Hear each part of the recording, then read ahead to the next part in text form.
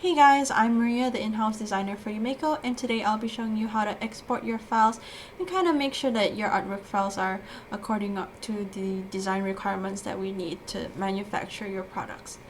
Now, all the points that I'll be going through or talking about in this video are available on our design requirements help center page, but if you prefer a video format, then just continue watching this video. Now, in this tutorial, I'll also be using Photoshop as my graphics editing software, but if you don't have Photoshop or you don't have a Photoshop membership, that's totally okay. You can go to photop.com, and that's basically a free web-based replica of Photoshop, and you can also open up Photoshop files over there, so whatever I'll be doing over here, you'll be able to replicate over there, and it's basically the same. Now, in this example, I have a t-shirt template and I have a design on the front and on the back. And what some people don't know is that you have to submit one artwork file each for each design phase that you are using. So with Yume Co, you can use the front, back, and left sleeve and right sleeve. So in this example, I'm using both the front and back. That means that I need to submit two artwork files, one for the front and one for the back. Now, some of you may be doing your artwork files in a separate canvas, or some of you may be doing it like me, where I have it on a t-shirt template just so I get like a feel on how the artwork is gonna sit on a t-shirt. But you will have to export these design files out onto like a separate canvas so that you can save it and submit it as its own design file. So let me show you how to do that first. So to export the desired artwork file, you make sure that the layer you want to export is selected, and you go to your layer section down here and you right click and you select duplicate layer.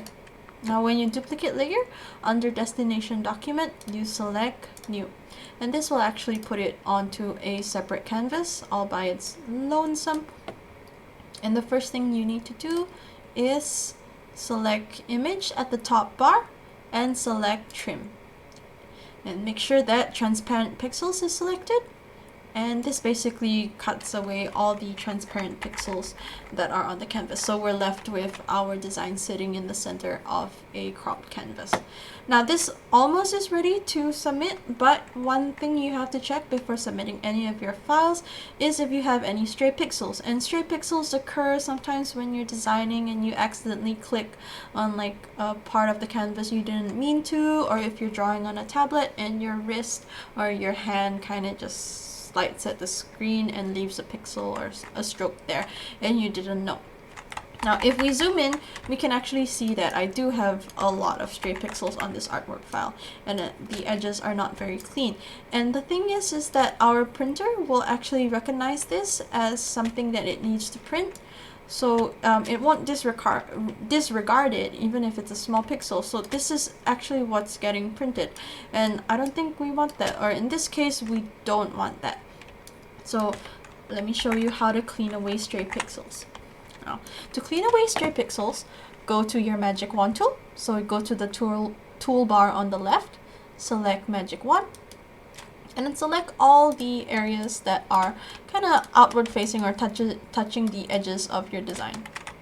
Oops, put a ruler out there. Here. Okay, so just making sure everything's selected. Yep. Everything is selected. Okay, so there's that. Now, to clean up the edges of your pixels, you want to go to your top bar, under select, click modify, and click expand. And this actually will expand your selection, and the pixel value here kind of varies from artwork to artwork, so depending on your needs, you're gonna have to like play with this value with a bit. I'm gonna put 10 pixels just because I want it to select both the stray pixels and a little bit of the edge of the artwork. So as you can see here, my stray pixels, or my extra pixels over here on the edges, are selected or have been selected. And now what I want to do is I want to smooth out this line here, because as you can see it's a bit jaggedy or like pointy, and I want a smooth line. So I go to the top bar and just select, I click modify again, and I click smooth. And this value here, you'll also have to play with it a bit depending on your needs, but I'm gonna put 10 as well, or 10 again. And as you can see here, the selection has become a much smoother, much straighter line. I might want to do that again, maybe 10 again, and it's much smoother. And as you can see here on my artwork file, I also have a bit of discoloration on the edge, so it's a bit yellowish brown here, and I don't want that. I just want to print the purple line here. So I can select again and select modify and select expand one more time, and maybe I'll expand it a little bit, not as much as the first time because it's not that much space to take. So I'll do that, and as you can see now all the discoloration is selected. Now to delete this portion or clear this portion, you just need to press backspace on your keyboard, and it actually erases all of the extra pixels and discoloration that was selected. Now the next thing you want to do is you want to make sure that the canvas or the edge of the canvas is again touching the edge of your artwork. And since we deleted some parts, there's gonna be a bit of space here, so you can go to your top bar again and press image and press trim and press OK, and there we go. Now that is trim. Now the next thing you want to check before you submit or you save your file up for submission is the DPI of your image and the actual size, because Yume Co bases its size calculations or print size calculations off 300 DPI and the actual size. So to check the actual size and DPI of your artwork file, you go to the top bar, you click image, and you click image size. And this opens up this little pop-up window here. So this here is the inch value. It says 8.108 inches and 7.75 inches in height, and the resolution is 400 pixels by inch. And this one here, this 400, you have to change it to 300 just to make sure it's according to our design requirements. Now the width and height values over here are what we refer to as actual size. So in real life, if this was printed out, it would be 8.108 inches, which is about this big, okay? And what I like to do, or personally what I like to do, is I kind of like to measure it against myself and see, okay, if this is the size that I'm comfortable with.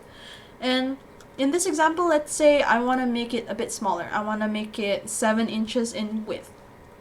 So what I can actually do is I want to select this value here, and I want to make sure that the width and height are actually linked over here, because that will make the height scale down proportionately according to the width, so you don't get any warping and you don't get any stretching on your design.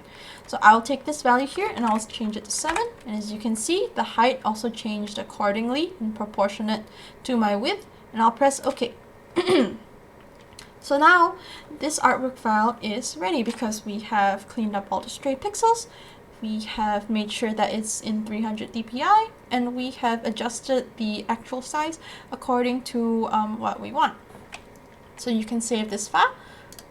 You can save as a PNG file. Make sure to save it as a PNG file so that you can utilize all the negative space here, because if you save it as a JPEG, then it'll give you a white background and you'll have like a square, and I don't think that's what you want if you have like a funky design. Now we'll go to the mockup generator that we have, and I've already pre-uploaded the file up here. So this is actually the cat, and as you can see here, you can actually see the actual print size, which is 7 inches, which is exactly what we want. So this is what we want. Now to get the back print, you actually have to upload another file onto the back face. So this is the front face. You can toggle the faces here on this little console here that says front, back, left sleeve, right sleeve.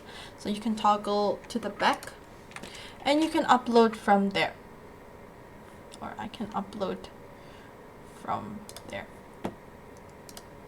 So I'll upload from here, and now I have the coolest cat in town in text here, and I can drag the artwork as to my choosing. So maybe I want it a bit not too high, I'll put it a bit lower, and that's about it. So with the rest of the upload process, you can actually play with colors, look at material costs, look at print costs and stuff, and you can upload your design onto multiple products. But I hope this tutorial was very helpful, and happy designing!